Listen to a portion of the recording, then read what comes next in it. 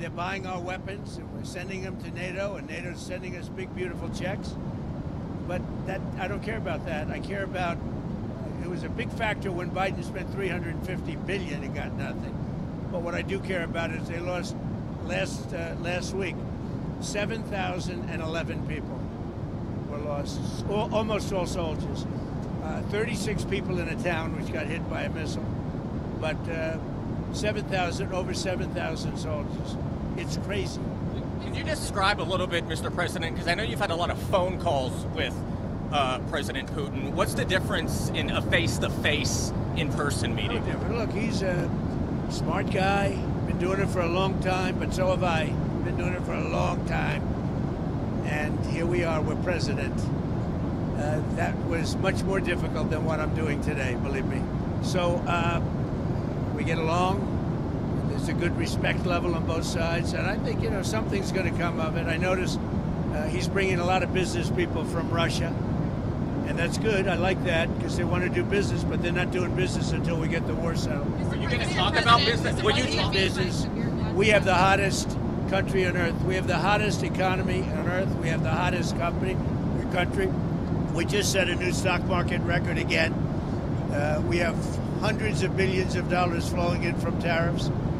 We're the hottest country. We were a dead country, like doornails, a dead country. 1 year ago, we were dead as a doornail, and now we have the hottest country. And he wants a piece of that because his country is not hot economically. In fact, it's the opposite. And China's not doing well economically, but look, I want everybody to do well. The war's got to stop and the killing's got to stop. Mr. President, what do you stop? Thank you for coming back to take questions. We saw that Russia continued its violence into Ukraine last night, launching even more drones. What did you make of that? I think they're trying to negotiate. He's trying to set a stage. I mean, in his mind, that helps him make a better deal. It actually hurts him.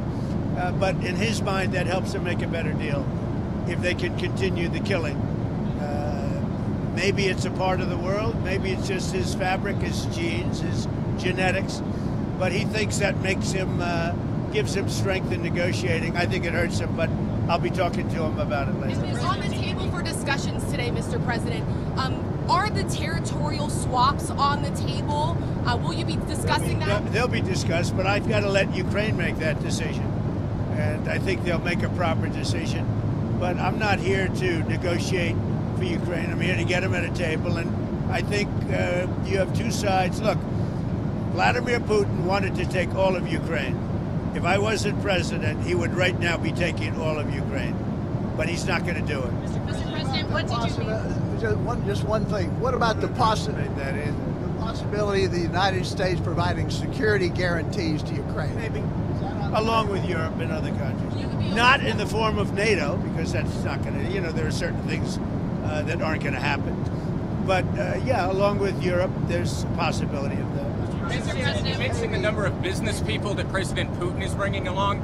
Is that something that you want to discuss with President Putin at this meeting? Yeah, if we make progress, I would discuss it, because that's one of the things that they would like. They'd like to get a piece of what I built in terms of the economy. Just so you know, we were a dead country with our economy.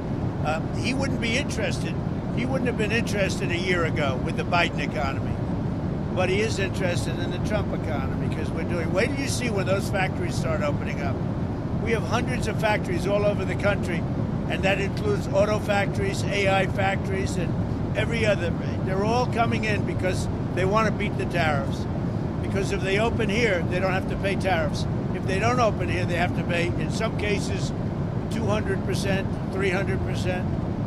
I haven't even set some of the tariffs yet. I'll be setting tariffs next week and the week after on steel and on, I would say, chips. Chips and semiconductors. We'll be setting sometime next week, week after. What rate are you looking at? What rate? Well, I'm going to have a rate that is going to be lower at the beginning. Then that gives them a chance to come in and build. And very high after a certain period of time. And if they don't build here, they have to pay a very high tariff, which doesn't work, so they'll come and build. Mr. President, hi. You had said earlier... I didn't say over do there. that with me. Isn't he a gentleman? He's a nice. He's helping me out. He's a very nice. He's one of the few nice ones, actually. You had said earlier this week that Putin would face severe consequences if you get the sense from him Yeah. that he's not interested. What do you mean by that? Economically severe. Yes, it will be very severe. I'm not doing this for my health. Okay, I don't need it. I'd like to focus on our country, but I'm doing this to save a lot of lives. Yeah, very severe. Thank you very much, everybody. Mr. President. One thing.